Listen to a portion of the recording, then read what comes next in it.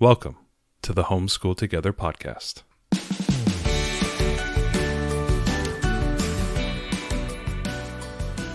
Where one working mom and a stay-at-home dad help you navigate the nuts and bolts of the growing and dynamic world of homeschooling. With a focus on early learners, like me. All the ins and outs of building and maintaining your homeschool life.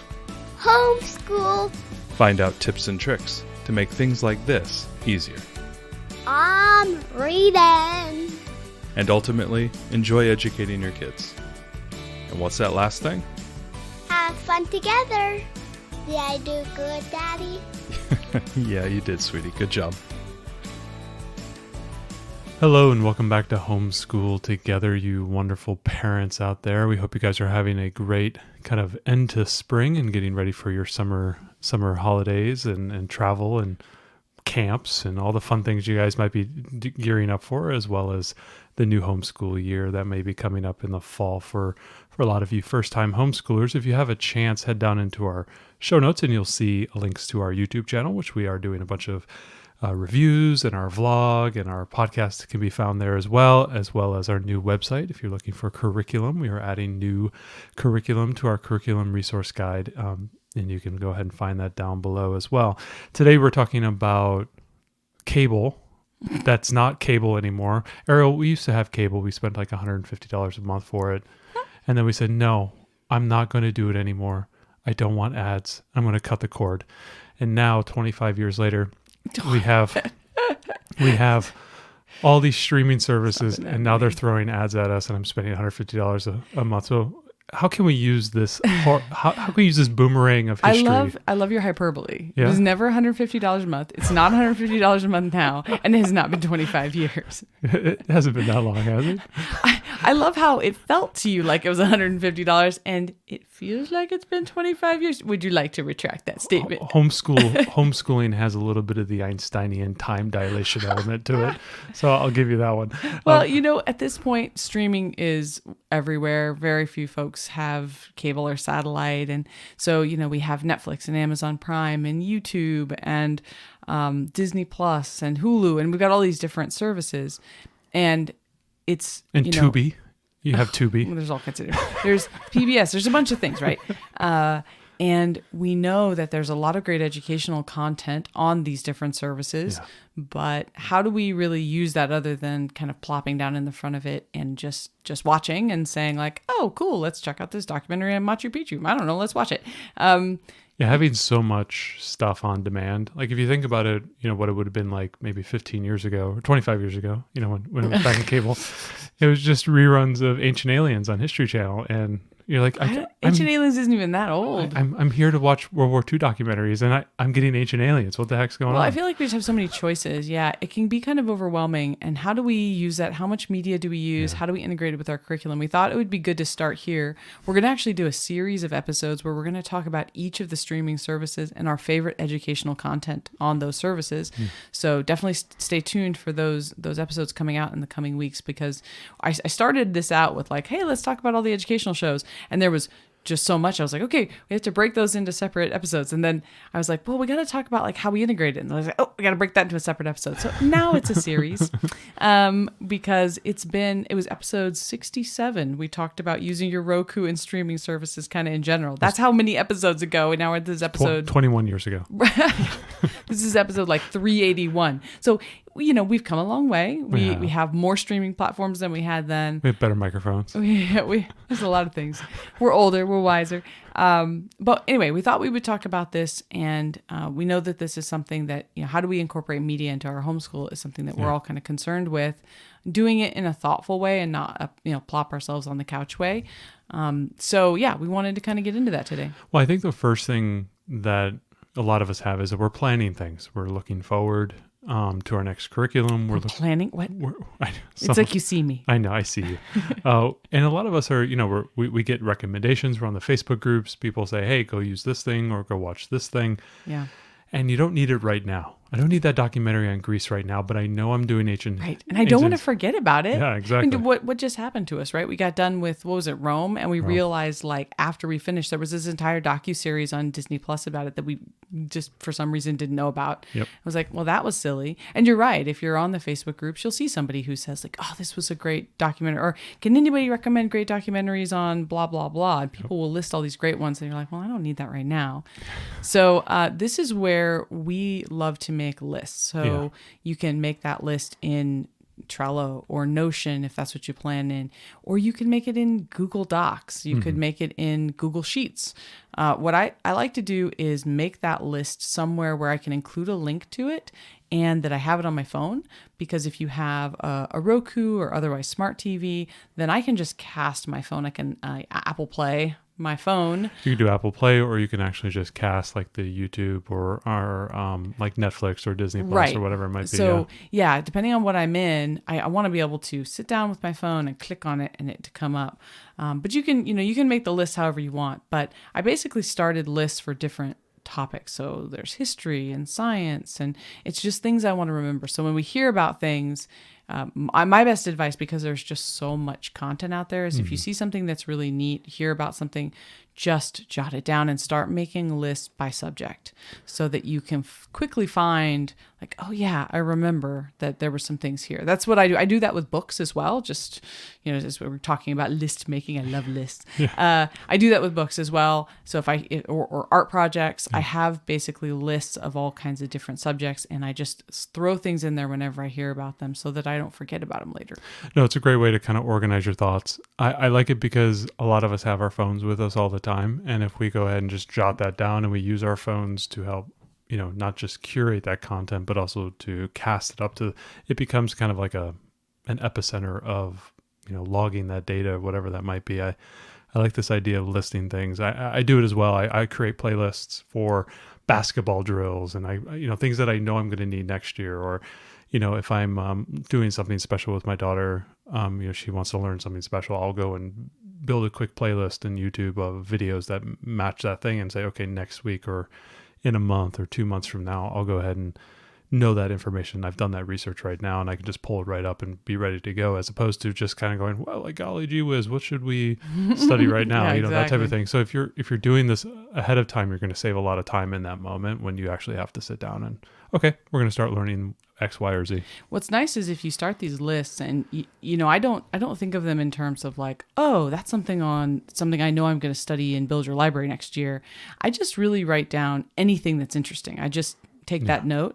If you do that, then you can put together some really easy unit studies with streaming material. So all of a sudden, I've got a bunch of different nature documentaries that are all about, African animals. Like, okay, well, maybe I'll just put together a short unit study. So this is a great place where you can grab that information if you like to, do specific themed weeks or special studies. This can really help you. So streaming content is great for that. If you want to just throw together a quick, grab a couple books from the library, a couple of streaming shows, all of a sudden you have a week on volcanoes. And it's like, it's as simple as that. Yeah. It really is. And these make for a great way to set up your own little unit studies. I think media helps really bring it home.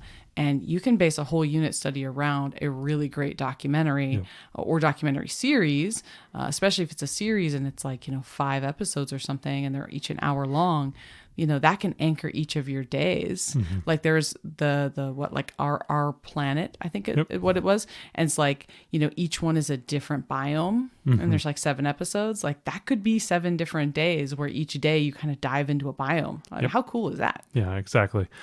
Beyond that, taking media and kind of, using it to expand textbook learning. This is something, if you follow us on our vlog, as we go through like ancient civilizations or around the world journey, this is something that we do extensively, where we pair content that we're reading about and images and our spines and our books, whatever we're reading about at the moment, and then pairing that with really high quality videos that are, say, on YouTube or documentaries. Something I always like to do that I found kind of a real nice kind of YouTube channel that I enjoy is the TED Ed YouTube Those channel. Are great. They have these beautiful 5-minute, 4-minute, 6-minute type of videos on certain subjects. and they're all animated and they're very visually compelling. so good. And my kids love them. They can sit through them at any time, any place, and they learn a lot because it's fun and it's animated, it's high quality. Things like that, I think, really bring out the knowledge of what you're learning, because it's one thing to read about, it's and to look at a picture, but then to see something in real life, or we were some type of architecture and you get to see that building in 3D, or the person walking through the building and pointing things out. It just, I think it brings it home into the real world, outside of just the pages. Yeah, absolutely. I think that media is a great way to do that. So when we go into whatever textbook it is, Yep. then we'll go and search for that. What I love to use is I'll use something like Common Sense Media, which really helps me to know whether or not that documentary is going to be age appropriate. Yeah. So I think that's one thing that's a little bit hard about them, is that especially when it comes to nature documentaries, those can get pretty violent. And nature is violent, but it depends if I'm watching. Nature is pretty metal. Yes. Yes, but if I'm watching something with my almost 5-year-old, I might want to be like, oh, maybe I'll skip the more gory one about these animals and pick something else. So I like that because it gives a really great description of exactly what is in whatever documentary or series or a drama or whatever it is. It's going to tell you exactly what's there for violence and language and other kinds of content. So I really appreciate that. I think a monthly subscription to Common Sense Media is like $3. Yeah. It is so worth it for me. And it's nice because it will actually allow you to change it based on your streaming platform. So you can actually say, like, I want educational shows and I only want Netflix, and it'll show you all of them. It'll give you ratings and it'll also give you ages. And you can then filter it by like, oh, I want little kids stuff 2 to 4 years old, or, elementary kids from 5 to 7 or whatever. Yeah. So it really helps you to be able to hone in on that content. And then you can supplement those readings that you're doing with media that's going to be age appropriate and your kids will understand. So, I mean, it's not something that exists on YouTube, but for, streaming content on other services, you've got that option, which is nice. Well, and knowing that you're picking correct content can really help you with your discussion and analysis on whatever you're, engaging with, right? Right. Media is not passive. No, it's not. Like, we can watch it and then oftentimes we'll pause it and say, what do you guys think about that? Exactly. Yeah. There's an active, that's something that I like about them. Like, as you said, it's not passive, it's active. And watching media as an active viewer, as an active learner, I think is the key thing. And, sometimes, you fall asleep on the couch or whatever. Oh, it totally happens to us. Totally happens to you. And sometimes you're just like, it's David Attenborough's voice. I can't. He's so soothing. Every time it's kryptonite to me. And even just beyond that, like, oh yeah, sometimes we've had long days and hey, let's just watch a quick documentary and you get to kind of relax for 30 or minutes or an hour or something like that. But most of the time when I'm watching like YouTube videos or something, on like Disney Plus or something on Nat Geo, I'm very much engaged and active. I am pausing the thing. I'm asking them questions. We're going back and watching things again. And, that is a very big piece of the pie of doing this. And so I do like how you can bring in the discussion and the analysis, and it really helps accentuate what you're talking about. Yeah. Yeah. And I think if you choose good things, we talk about like taking media to supplement textbooks, but you can also bring in textbooks or other books to supplement media. Yeah. If there's just something that looks awesome that your kids really want to watch, you can go the other direction too and make the media the centerpiece of your study, which I think is kind of cool. We always think about it as like just a kind of an adjunct thing because those books are primary. At least, I don't know, maybe that's just our mentality, and other people are going like, no, you guys are crazy. But in my mind, I'm kind of thinking like books are primary, and then the art that goes with it, or the media, the visual or the audio, like music and things that goes with it, is all like extra. But you could make those other things the center. Well, especially if you're like a TV centric family. I mean, I know there's a lot of people out there who like to watch a lot of stuff, and that may be an important thing for you. We try to limit screen time. We're of that kind of kind Well, of arc. I mean, it's more just that we don't have time for it. Yeah. It's like we're kind of active, and so we don't have as much time as we would like to sit and curl up on the couch. We just don't have as much time. it's a good point. That's a really good point. But So I'd love to go with the lofty goal of we're trying to limit the screen time, which is philosophically yes, but really we just don't have enough time to actually enjoy it. It always takes us like 3 sittings to finish a movie. Oh, yes. Because we get dinner on a little late, and then by the time we start the movie, and then it's like, what's the little one's bedtime, and we can't watch anything without her. So it's like you watch things in 45-minute chunks. I don't know if we're the only people that do this, but we look at movies and I think, how many 45-minute chunks is this going to be? yeah, we're going to take forever, especially like a long movie. But I like what you said with the using media maybe potentially as the centerpiece of what you're learning. That's true for if we want our children to start to use media as kind of the centerpiece of like an assignment or a presentation or something of that nature where they're presenting to us and they're having to go off and learn. This is something that we're going to be doing a little bit more of in the coming year where we're going back to around the world with our kindergartner, and we're bringing our 3rd grader along with it, and we're having to elevate some of the content, and we're giving her tasking and activities for her to go off and do, and then report back or do a journal, and she's got to go and find information and find videos and do those type of things, or obviously with our help, but she's going to watch them and take notes and then present back. And so using media as that's kind of centerpiece of whatever the presentation or the assignment that they have is another way of using streaming stuff without having to, just sit on the couch and watch something. Exactly. I think having them have to recall that information, maybe they give it orally. Yeah, right. We really like to connect with Nana and Papa. So we call them on our Google Home hub in our kitchen. And we'll just, we'll preface the phone call by, I'll text my mom and say, Mom, I need you to ask about this documentary we did or whatever. And then book report incoming. right. And then they'll call and they'll say, okay, sweeties, what did you guys watch? Tell us all about it. And my mom will actually give the kids leading questions, because it would be, I think that they feel like it's kind of silly if we ask them, like, they're like, well, you were there, you watched it, right? If I'm saying, well, what did that guy say about this? And they just know you're quizzing them. But when we ask the grandparents to quiz them, it works so much better, because they want to show off all their knowledge, and you can tell that they were really paying attention. And then sometimes the grandparents will ask, deeper questions, and sometimes it'll be beyond the scope of the documentary, and the kids will have to say, well, I don't know. They didn't cover that. Yeah. And then later maybe they want to go look that up. So it can be really fun. Yeah.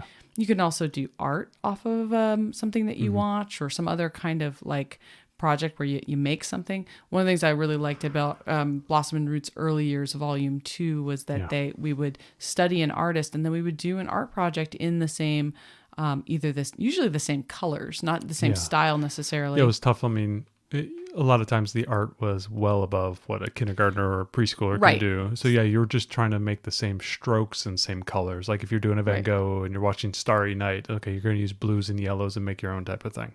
Right. And so you can do things like that too, where you can take art off of what you've learned, print out some coloring pages, or, so there's lots of things that you can do that can kind of reinforce that and help them remember what they saw too. Yep. Beyond that, you can do a lot of creative writing. So encouraging the creative writing, like writing alternatives to a movie or alternatives to history and that type of thing, and asking those kind of questions on like, what were the characters' motivations? Could it have gone a different way? Could it, this type of thing? I like that element. Obviously, have your kids write documentary fan fiction? Yeah. Well, I mean, and we're talking a lot about documentaries, but I guess I should preface this with, it doesn't have to be all documentaries. I mean, there's a lot of great stuff out there that is fictional, but is really worthwhile and still educational. Yeah. There's a lot, especially for young kids, there's a lot of shows that are going to teach moral concepts, or they're going to, they're teaching kind of more basic things, but they're doing it in a really fun and playful way. So that can be fun too. Beyond just, obviously using this as a presentation or assignment, it is another way of kind of a wrinkle is kind of research and exploration, and using this as kind of a deep dive into something. Obviously, we know this from the unschoolers in our community, that they're amazing at watching their children just do these amazing deep dives. And I'm very sympathetic to that. I like that idea of just letting your young one just kind of go crazy and, read and research and learn everything they can about that. Not that information is going to allow them to be a successful entrepreneur when they're in their 40s or something of that nature, but it's going to allow them the ability for their mind to flex, cultivating their creative thinking, and being able to think critically about things, and understanding how to research and find information, allowing them to just do those type of deep dives and allowing media to be part of that is, like, for example, like the other day, I've been looking for good science YouTube channels, and really high quality, wonderfully produced, kind of medium long form, 20 to 30 minute type of thing. I think Veritasium I think that's how you say it, is a very famous one about that. But I was looking for something, I was doing particle physics, kind of a deep dive on myself. And Such a nerd. I know. And then I was just kind of, brushing back up on everything. And I watched like a 30-minute video on, the standard model of quantum mechanics, and, all the particles and all that type of stuff, and understanding where they came from and what they were, those type of things.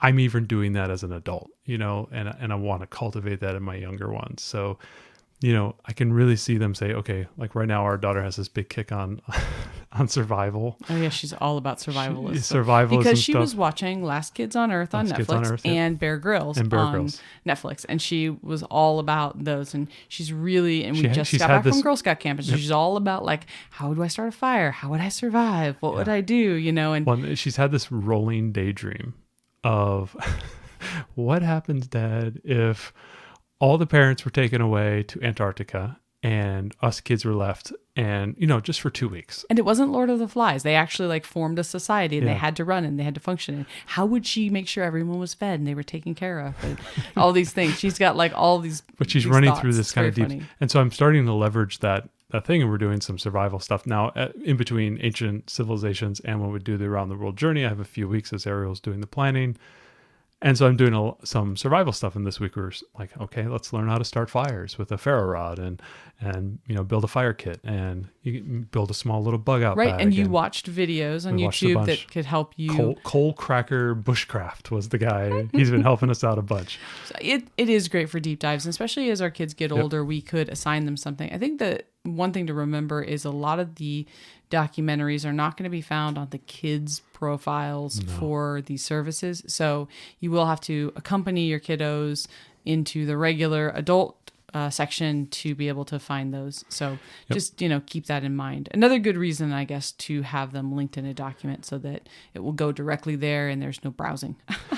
Even beyond deep dives, finding experts and interviews on people who are experts in certain topics, I think is a really cool thing for people to, especially the young ones, to emulate and see, okay, that's a scientist, and I it's really cool to listen to that person talk, or that's an artist, and I want to see how they work. And not all series are made the same, right? I want to watch the artist who painted King Charles in the Vigo. Oof, in the Vigo, Ghostbusters painting there. I want to watch him work his magic there. Yeah.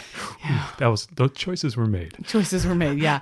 But things like that, where I can look at artists and learn about people and But whatnot. this is a good part for our kids to understand who these experts are, because not everything that's been made into some sort of a documentary series or whatever, or like a docudrama, one of those ones where it's like there's some experts, some people talk and then they do acted out bits, So that sometimes there's not all that much expertise that went into some of these. And so I think it's good for our kids to look critically and say like, well, what was supporting this, especially if it's something that's like current eventy, then there's always a bias. Everybody has a bias when they make things. And so I think it's really cool for our kids to be able to do their own research and say like, I wonder who it was that made this movie or this series, and what was their perspective, and what experts did they consult before they did this, and to look up, do a quick Google search online if there's any controversy involving that documentary. If there was some dissenting opinions, I think that could be really fun, especially if you have things that are like opposing.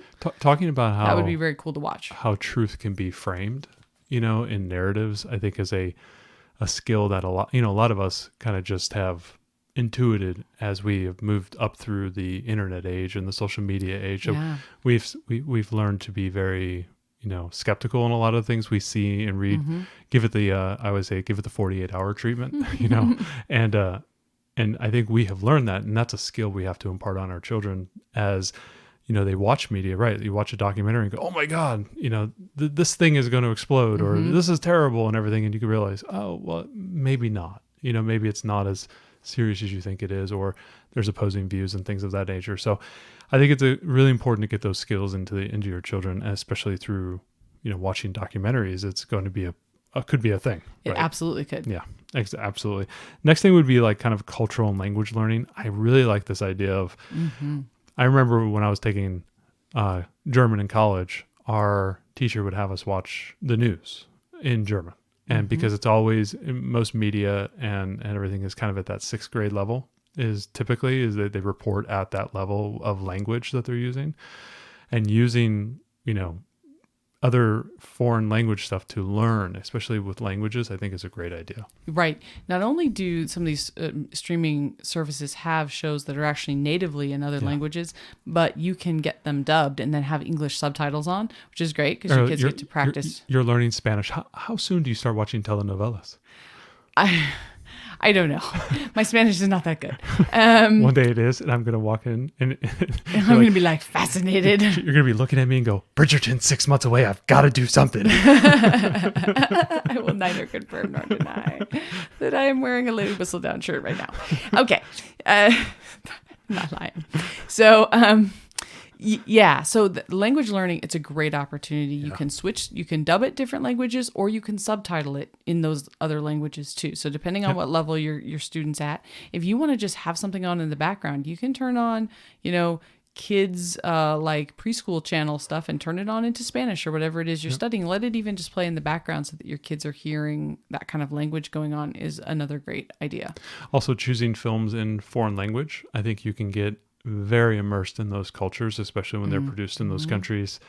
You can really see the world through another set of eyes. I think obviously like foreign film is really good, but even foreign documentaries I think are really good as well, because you can get a very much a different perspective and culture and how that affects how people see things, and through the eyes of those individuals, I think is a very interesting thing that you can expose your children to. Absolutely. I remember watching Notre Dame de Paris in French class, and it was all as a musical, and it's all in French. And they made an English translation of it at some point, and it is not even close to the same feeling of it. In fact, if I were to watch it today, even though I don't remember hardly any French, I would still watch it in the French with English subtitles, because it's just so much more impactful and moving in that language. So it really is a great opportunity from a language side, but also, just the amount of documentaries that are filmed in foreign countries about their culture. And, there's tons of stuff on YouTube. If you haven't checked out our resource guides yet, you have done a fantastic job of linking tons of, you're welcome, of movies and documentaries and series and YouTube short videos that are all around the different cultures of these different countries. So that for the cultural aspect of it, we're going to be diving in soon, and I can't wait to start going through these videos. Well, it's funny because we put together the guides kind of after we finished the Around the World. It was kind of like in the middle, and then they took so long. Well, because you really wanted to get the great videos. That's why it took forever, because of the YouTube stuff. We wanted really great media, and it takes a long time. It's actually going to be very exciting because I'm going to actually be able to use everything I did. Yes, you can use the fruits of your labor. Fruits of my labor. So going beyond cultural exposure, obviously we talked a little bit about it with science and technology. Oh yeah, this is where you're Bill Nye the Science Guy, or Emily's Wonder Lab. Things like that. You can learn about science, or the Neil deGrasse Tyson Cosmos show. Cosmos show is fabulous. So you can learn about science. You can watch science experiments be done. Then you can take those.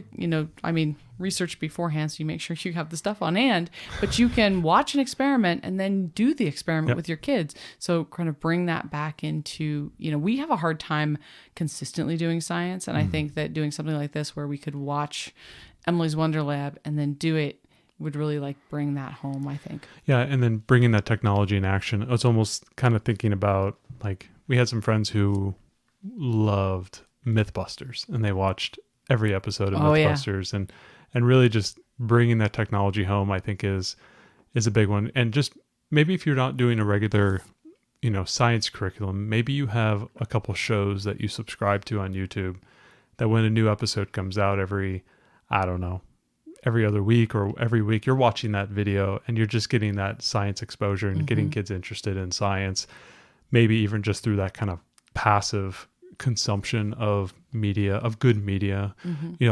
We subscribe to every Mark Roper, video that comes out. We watch them, you're watching Mr. Beast, but then you also watch the Mark Roper video and you get a little bit of science and engineering and a little bit of that science.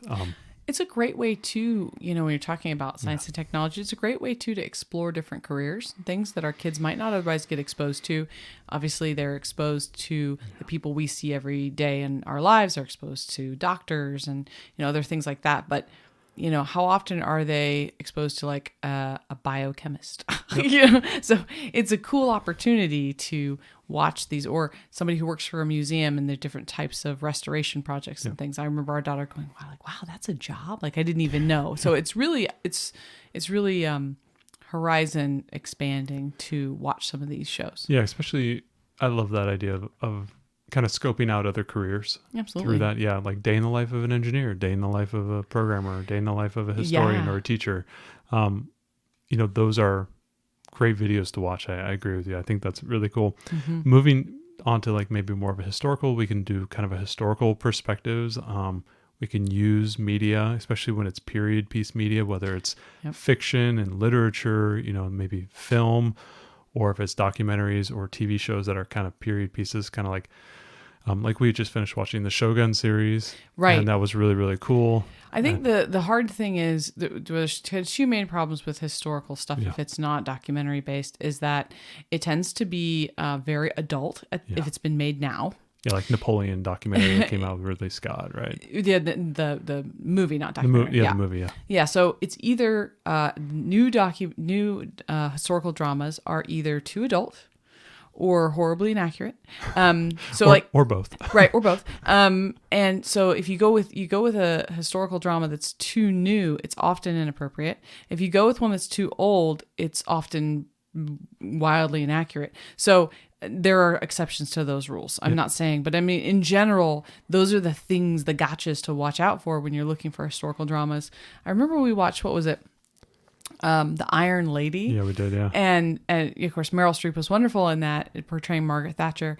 But there was a point where she nearly was caught up in an explosion. Oh, we both went like, oh my God, I never knew that. Yeah, we were like, we whoa. quickly Googled it and we're like, she was like in another country when that happened. Or another city or something. Yeah. She was like not anywhere close. It was like remotely. But in the show, they made it for dramatic purposes. Right. Yeah. That she was like, it was right outside where she was. There was this explosion. So, so anyway, not saying that you can't watch these things, but it might be, if you're going to watch something that is a historical drama, then it would be really good to look that up first, find out where it deviates. It's okay if it deviates. Maybe that's a subject for conversation, or maybe you read a book about it and then watch it, and then you can discuss with your child, like, where did they deviate? Why do you think they deviated? And, did that make sense? Or, it's not that if we only watch things that were entirely accurate, we would never watch anything when it comes to fiction. So, is as much as they try to be,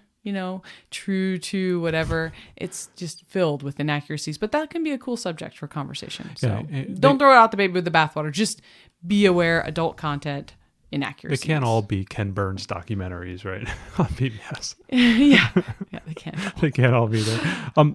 Going on to current events and obviously social issues, those can be very fraught, especially where you're sourcing that information. I know it can be very concerning, and so obviously that is something that you'll have to address. Obviously, we're here in the States. We're in election season, and most of us are hiding under rocks and things. And just waiting until mid-November, maybe Turkey Day or something like that, to come out.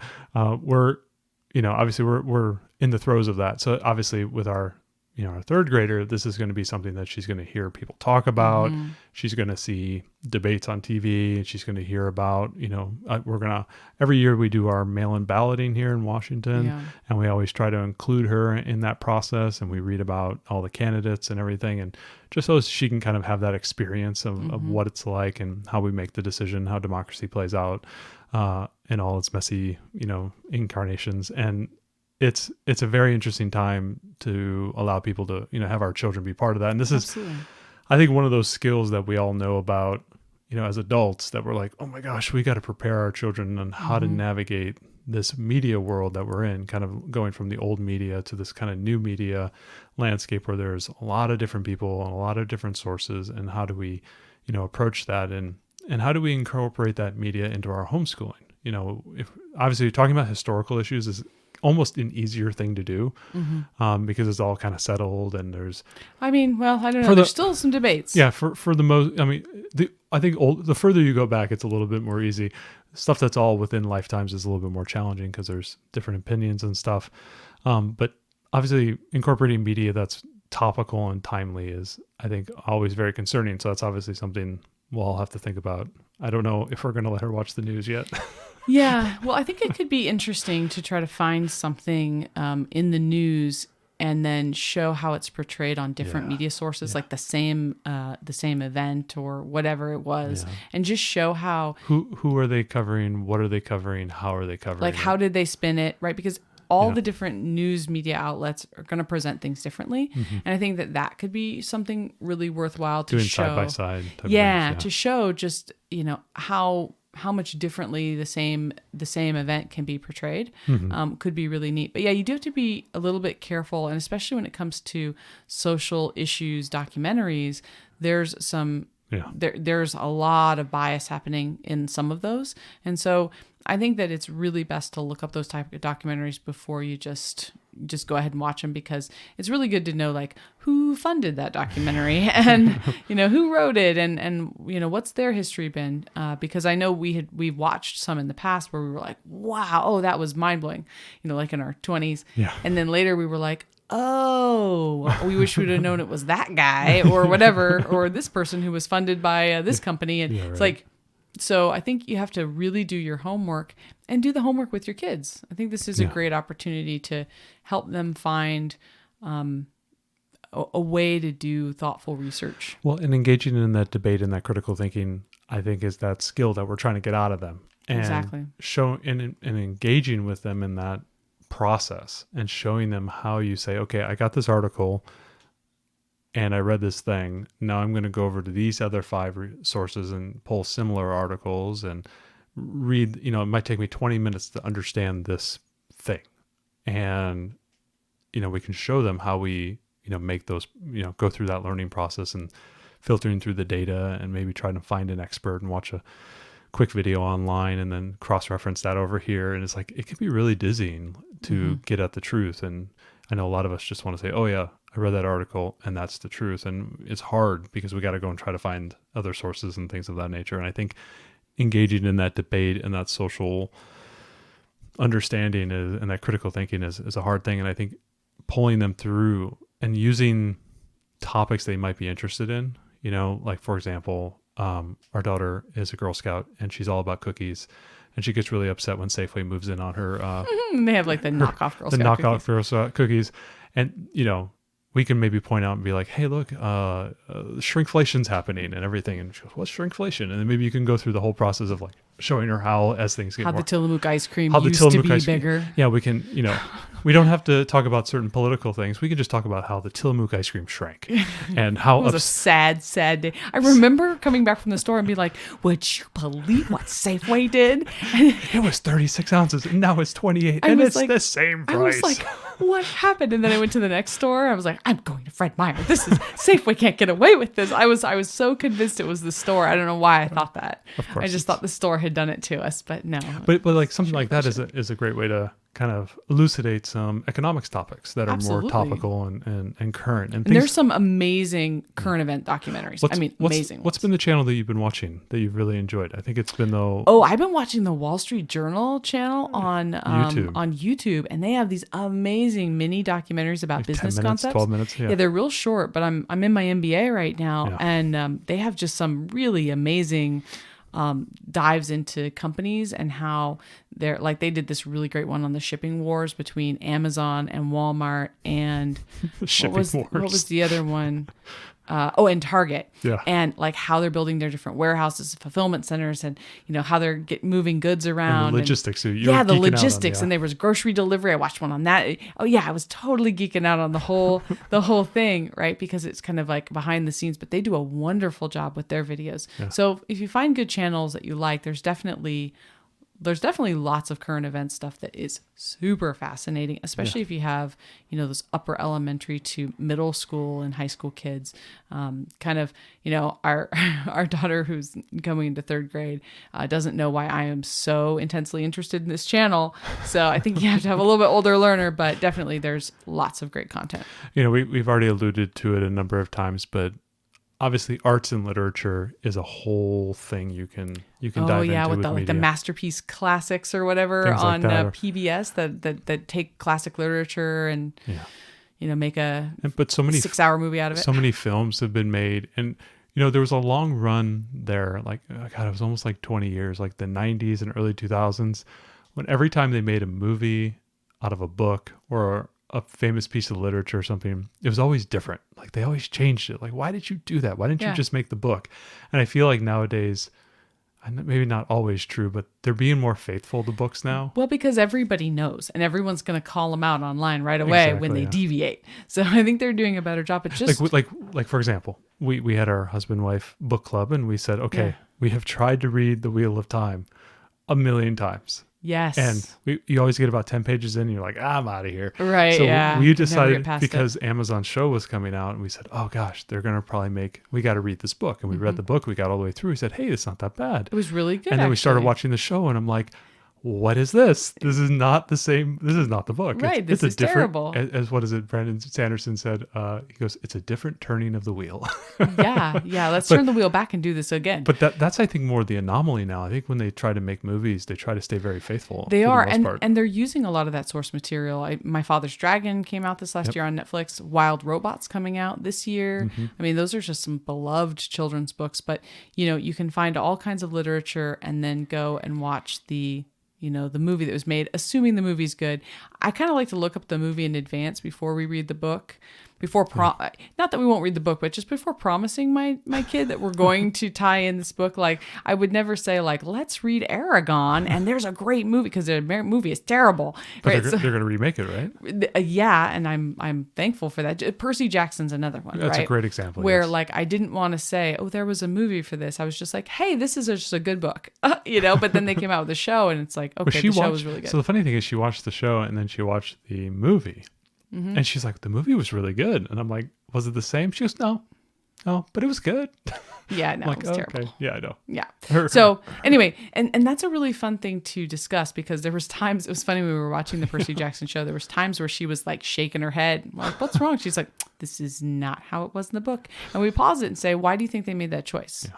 What do you think that they did? And she's like, oh, well, it didn't really have anything to do with anything else. So I think that they just did it because it saved time here. It's like, okay, cool. Yeah. So it's neat. I think you're learning narrative techniques from these shows too, in comparison to the literature. Well, yeah, and literature can always be more. It's always more most of the time, and it's hard to condense that down. Mm-hmm. And absolutely. And then there's obviously artistic inspiration. So if you have a child who's really into art, some types of art, I think the classic one that we all know is like, oh, I'm really into manga and anime, and I want to learn how to be an artist and work on that. So I loved Cowboy Bebop stuff and this other anime, and it's, I learned to start drawing in that way. So a lot of times we can use media to help accentuate certain types of art and inspiration, whether it's a digital art form, if you're wanting to get into animation in some sort, or whether it's just traditional drawing, if you're like a Studio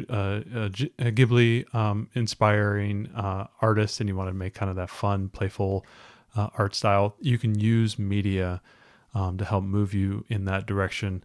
There's also some real fun kind of documentaries on certain artists that might also give you a window into their thinking, into how they were painters. And a lot of artists can be very a lot of 20th century artists are kind of odd and strange, and you can kind of see, like, we're not arts people. We're not really arts people, but we try, but we're not really good at it. But they can see in into the the mind and the madness type of thing. and really learn it. What was the inspiration behind these type of creators and whatnot. So Right. I think it works especially well for art because online we'd have to click through the different paintings and things, and they can really make that story come alive in media. So I think it works really well. There's a lot of great channels on talking like art historians talking about the art. I always love watching those because they can help. Like you'll know a famous painting, right? Whatever that might be, but they will frame it in its historical context, where it fits within the movement of the art styles, why it is an important, this is a great deviation from this style, which helped, bridge into this style. That type of stuff I think is really important because that's not something I can find very easily. And I don't even think that's something you can get out of a Wikipedia page. So you can find a real good art historian who can give you like a 2 or 3 minute, synopsis on this painting and why it's important in the arc of, this, not just the artist's life, but the artist's inspiration forward and backwards in time. I think giving that type of perspective is very helpful. And I think that can only come through kind of a media, interface. Yeah, absolutely. I think these are all great ways that you can use streaming content. And one of the things that's nice too is to let your learner take the lead and, in a bit of unschooling, inspiration. Yeah. Just to let them kind of look through, hey, this is all the educational content that's here. Is anything interesting to you? And, kind of let them help lead down that path. I think there's a lot of great ways that we can incorporate media into our homeschools, and we can grab books and we can do art and we can do projects and we can report on what we learned and we can just gain a deeper understanding of what we're learning about. So I hope this was helpful. And there's so much high quality, well-produced content that's more than we could ever watch, getting pumped out all the time. And it just feels like if you have an interest, it's not like the early days of the internet where like things might not exist. Right. Or if it wasn't on a DVD at the library, you were not going to be able to watch it. And I just feel like the fact that we have all of this at our fingertips on demand whenever you need it, I think is something that is just, it's the dream of any educator or aspiring mind to learn something that wants to learn anything. We just have it at our fingertips, and it's just amazing resource for us to have. And learning how to incorporate that into the various aspects of our homeschool, I think is a critical piece these days. Yeah, I agree. Thanks so much for joining us today and making us a part of your homeschool journey. Please engage with us on social media. Join our Homeschool Together podcast group on Facebook and find us at Homeschool Together Podcast on Instagram. We'd love to hear your feedback, questions, and recommendations. Until next time. Happy homeschooling!